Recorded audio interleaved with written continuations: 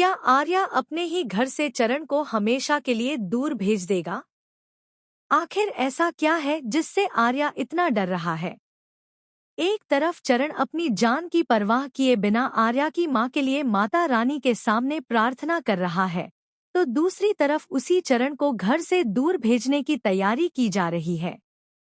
जैसे ही आर्या की मां को होश आएगा, वह सबसे पहला सवाल चरण के बारे में पूछेंगी। लेकिन उसी समय घर में कुछ ऐसे मेहमान पहुंचने वाले हैं जिनकी एंट्री पूरे परिवार को हिलाकर रख देगी। और जब सबको पता चलेगा कि उन लोगों को किसी और ने नहीं बल्कि खुद आर्या ने बुलाया है, तब घर में ऐसा तूफान आएगा जिसकी किसी ने कल्पना भी नहीं की होगी। क्या चरण को आश्रम भेज दिया जाएगा? क्या अनु और आर्या की मां उसे बचा पाएंगी? और आखिर आर्या ऐसा क्यों कर रहा है? जानने के लिए वीडियो को अंत तक जरूर देखिए। सीरियल तुम से तुम तक की कहानी अब एक ऐसे मोड़ पर पहुंच चुकी है जहां हर नया पल दर्शकों की धड़कनें बढ़ाने वाला है। वर्धन हाउस में इस समय चिंता और बेचैनी का माहौल बना हुआ है। आर्या की मां की हालत गंभीर होने के कारण पूरा परिवार परेशान है। सभी लोग उनके जल्दी ठीक होने की दुआ कर रहे हैं। घर के हर सदस्य की नज़र बस एक ही उम्मीद पर टिकी हुई है कि किसी तरह मां को होश आ जाए और सब कुछ पहले जैसा हो जाए। लेकिन इस पूरे माहौल में एक ऐसा शख्स भी है जो सबसे ज्यादा परेशान है। वह है चरण। वही चरण जिसे कई लोग अब भी बाहरी समझते हैं। वही चरण इस वक्त सबसे ज्यादा भावुक दिखाई दे रहा है। मां की हालत देखकर उसका दिल पूरी तरह टूट चुका है। उसे लगता है कि अगर मां को कुछ हो गया तो वह खुद को कभी माफ नहीं कर पाएगा। यही वजह है कि वह मंदिर में जाकर माता रानी के सामने खड़ा हो जाता है। उसकी आंखों में आंसू हैं और दिल में सिर्फ एक ही प्रार्थना। वह लगातार माता रानी से विनती कर रहा है कि किसी तरह मां को ठीक कर दे। धीरे धीरे उसकी प्रार्थना और भी गहरी होती जाती है। वह बिना रुके उठक बैठ करने लगता है। उसके पैर जवाब देने लगते हैं, शरीर थक जाता है, लेकिन वह रुकने का नाम नहीं लेता। चरण बार बार कहता है, माता रानी, मेरी माँ को ठीक कर दीजिए। उन्हें होश आ जाए। मैं कुछ नहीं मांगूंगा, बस उन्हें ठीक कर दीजिए।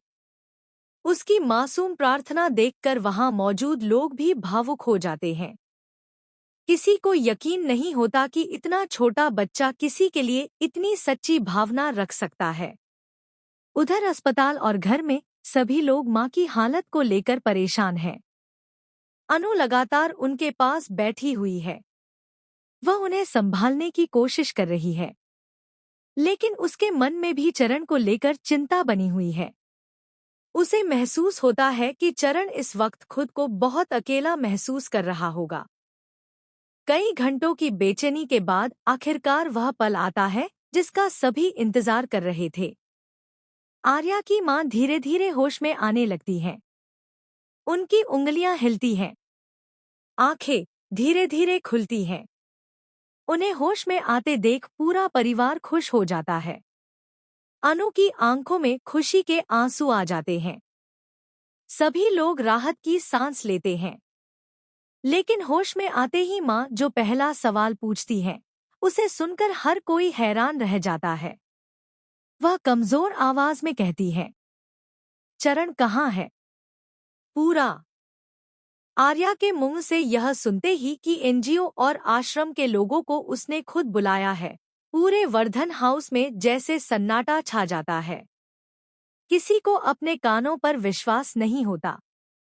कुछ पल पहले तक जो खुशी का माहौल था, वह अचानक तनाव में बदल जाता है। अनु हैरानी से आर्या की तरफ देखती रह जाती है, जबकि आर्या की मां के चेहरे पर गुस्सा साफ दिखाई देने लगता है। उन्हें समझ नहीं आता कि जिस बच्चे ने उनकी सलामती के लिए भगवान के सामने घंटों प्रार्थना की, उसी बच्चे को घर से दूर भेजने का फैसला आखिर कैसे लिया जा सकता है।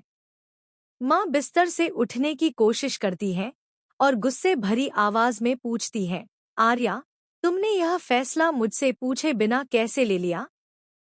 चरण ने ऐसा क्या कर दिया कि तुम उसे आश्रम भेजना चाहते हो? पूरे कमरे में मौजूद सभी लोग अब आर्या के जवाब का इंतजार करने लगते हैं। लेकिन आर्या कुछ क्षणों तक चुप रहता है। उसकी आंखों में झिझक और बेचैनी साफ दिखाई दे रही होती है। ऐसा लग रहा होता है जैसे वह कुछ छिपाने की कोशिश कर रहा हो। अनु भी अब खुद को रोक नहीं पाती। वह आर्या के सामने आकर कहती है, तुम जानते हो कि चरण तुम्हें कितना मानता है। वह इस घर को अपना परिवार समझता है। फिर भी तुमने उसके साथ ऐसा करने का फैसला कैसे कर लिया? अनु की आवाज में गुस्सा भी होता है और दुख भी।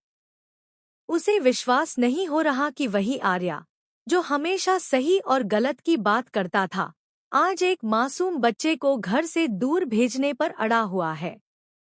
उधर दरवाजे के पास खड़ा चरण यह सब सुन रहा होता है। उसकी आंखों में फिर वही डर लौट आता है जो उसने घर से निकाले जाने के दिन महसूस किया था। उसे समझ नहीं आता कि आखिर उससे ऐसी कौन सी गलती हो गई है जिसकी सजा उसे बार बार मिल रही है। वह चुपचाप सबकी बातें सुनता रहता है और उसके चेहरे पर उदासी गहराती चली जाती है। इसी बीच आश्रम से आए लोग भी घर के अंदर बुला लिए जाते हैं। वे बताते हैं कि उन्हें सूचना दी गई थी कि चरण का कोई स्थायी परिवार नहीं है और उसके लिए आश्रम में व्यवस्था की जाए। यह सुनते ही अनु और भी ज्यादा हैरान हो जाती है। वह तुरंत कहती है, यह झूठ है। चरण अकेला नहीं है, हम सब उसके साथ हैं। माँ भी अनु की बात का समर्थन करती है। वह साफ शब्दों में कहती है, जब तक मैं इस घर में हूँ, चरण कहीं नहीं जाएगा। उनकी यह बात सुनकर घर के कई सदस्य